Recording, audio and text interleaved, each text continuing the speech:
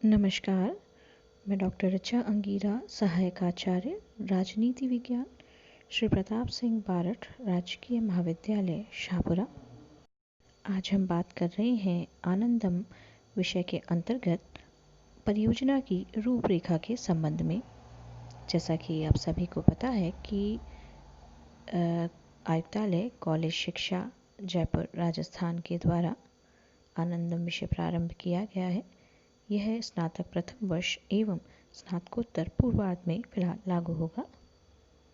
इसके अंतर्गत विद्यार्थियों को एक समूह परियोजना पर कार्य करना है, जिसके विभिन्न विषय हैं। यहाँ हम ऐसे ही एक विषय स्थानीय पर्यटक स्थलों के जीर्णोद्धार का प्रचार प्रसार पर बात करेंगे। परियोजना की रूपरेखा में विभिन्न बिंदुओं का संक्षिप्त विवरण होना चाहिए, जैसे परिचय, परियोजना के उद्देश्य क्या हैं, विद्यार्थी जो कार्य करेंगे उसका चयनित क्षेत्र क्या है, लक्षित लाभार्थी कौन होंगे, अपनाई जाने वाली पद्धति और प्रक्रिया क्या होगी, सरकारी निकाय और गैर सरकारी संगठन जिनसे सहयोग प्राप्त हो उनका विवरण इस परियोजना में की रूपरेखा में किया जाना है।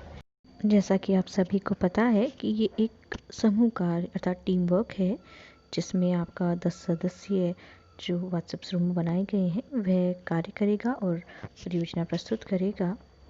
यहाँ आपके मार्गदर्शन के लिए कुछ मुख्य मुख्य बातें बताई जा रही हैं, जिनमें से सभी या कुछ बिंदुओं का चयन करते हुए आप अपनी रिपोर्ट या परियोजना की रूपरेखा तैयार कर अपने संबंध महाविद्यालय में प्रस्तुत करेंगे। बिंदुवार रिपोर्ट अपनी इस तरह प्रस्तुत की जा सकती है। सबसे पहले आपको परियोजना की रूपरेखा के अंतर्गत परियोजना का परिचय देना होगा। जैसे हम यहाँ बात कर रहे हैं स्थानीय पर्यटक स्थलों के जीर्णोद्धार के प्रचार प्रसार के विषय पर, तो हमें इस विषय का परिचय देना होगा, जिसे विद्यार्थी पैराग्राफ के रूप में लिख लेंगे। विषय के परिचय में हम लिख सकते हैं कि प्राकृतिक सुंदरता एवं महान इतिहास से संपन्न राजस्थान पर्यटन की दृष्टि से बहुत ही समृद्धशाली है। राजस्थान देशीय एवं अंतर्राष्ट्रीय पर्यटकों दोनों के लिए उचित पर्यटन स्थल है। यहाँ कहीं दुर्ग, महल, मंदिर, बावड़ियाँ, तालाब, हवेलियाँ आदि पर्यटन के लिए महत्वपूर्ण है, परंतु कई प्राचीन एवं ऐतिहासिक धरोहर वर्तमान में जीर्णोद्धार के अभाव में अपनी पहचान खोती जा रही हैं। कई बार स्थानीय पर्यटक स्थल खंडर के रूप में तब्दील होकर रह जाते हैं। बहुमूल्य धरोहर सार संभाल के अभाव में जीर्ण शीर्ण होने लगती है, जिन्हें पर्यटक स्थल के रूप में विकसित किया जाना चाहिए। पर्यटन गरीबी दूर करने, रोजगार सृजन एवं सामाजिक सद्भाव बढ़ाने का सशक्त साधन है। इस प्रकार आप अपनी जो परियोजना है उसका सबसे पहले परिचय देंगे। इसके पश्चात हमें परियोजना के उद्देश्य बताने होंगे। अगर हम स्थानीय पर्यटक स्थलों के जीर्णोद्धार के प्रचार प्रसार विषय पर बात करें तो इसके उद्देश्य कुछ इस प्रकार होंगे। स्थानीय प्राचीन एवं ऐतिहासिक पर्यटक स्थलों का जीर्णोद्धार का प्रचार प्रसार कर इन्हें पर्यटक स्थल के रूप में विकसित किया जा सकेगा।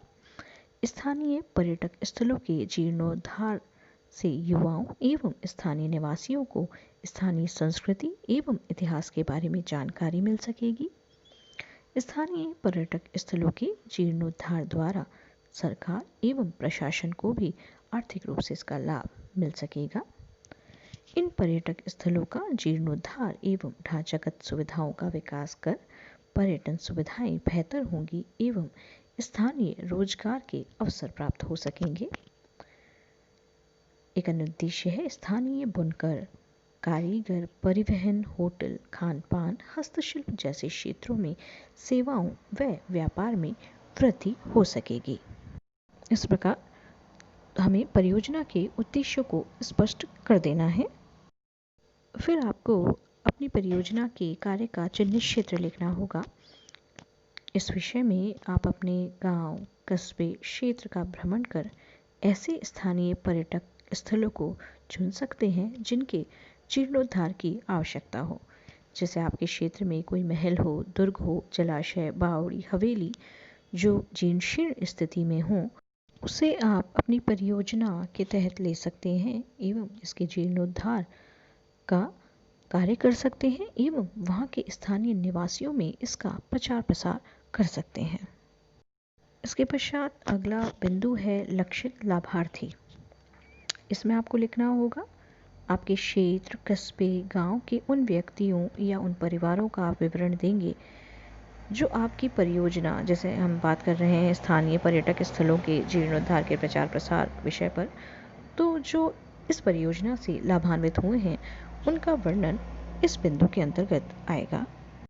अगले बिंदु में आपको अपनाई जाने वाली पद्धति या प्रक्रिया का विवरण देना होगा।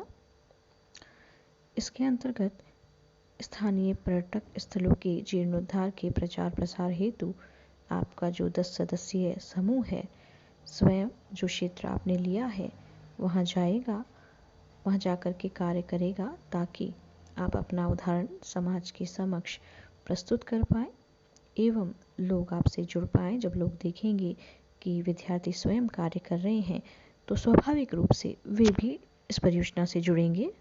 साथ ही आप विभिन्न अन्य माध्यमों के द्वारा भी इसका प्रचार प्रसार कर सकते हैं, जैसे पोस्टर, नारा लेखन के द्वारा, या आपका 10 सदस्यीय समूह कोई रैली निकाल सकता है जिसमें इस विषय का वर्णन हो। कोई नुक्कड़ नाटक के द्वारा भी लोगों में स्थानीय उस पर्यटक स्थल के प्रति जागृति उत्पन्न कर सकते हैं। वे स्वयं भी उन स्थलों के जीर्णोद्धार के लिए प्रेरित हो सकेंगे। एक अन्य बिंदु है सरकारी निकाय एवं गैर सरकारी संगठन द्वारा प्राप्त सहयोग। इस कार्य में आपके द्वारा विभिन्न सरकारी निकाय एवं अधिकारी का सहयोग लिया जा सकता है। विभिन्न विभाग जैसे पर्यटन विभाग, स्थानीय अधिकारीगण हों, राष्ट्रीय सेवा योजना के स्वयंसेवक हों, एनसीसी कैडेट्स होते हैं आदि। साथ ही आपके क्षेत्र में कार्य कर रहे जो इस विषय पर भी कार्य कर सकते हैं, ऐसे गैर सरकारी संगठन का भी सहयोग आप इस कार्य हेतु ले सकते हैं। इस प्रकार परियोजना की रूपरेखा को विद्यार्थियों के द्वारा तैयार किया जा सकता है। परियोजना के अंत में आप सभी 10 सदस्य उस पर अपने हस्ताक्षर करेंगे। यह वीडियो आपके मार्गदर्शन हेतु बनाया गया है, जिसमें कुछ बिंदुओं या सभी बिंदुओं को आप अपनी परियोजना की रूपरेखा में शामिल कर सकेंगे। धन्यवाद।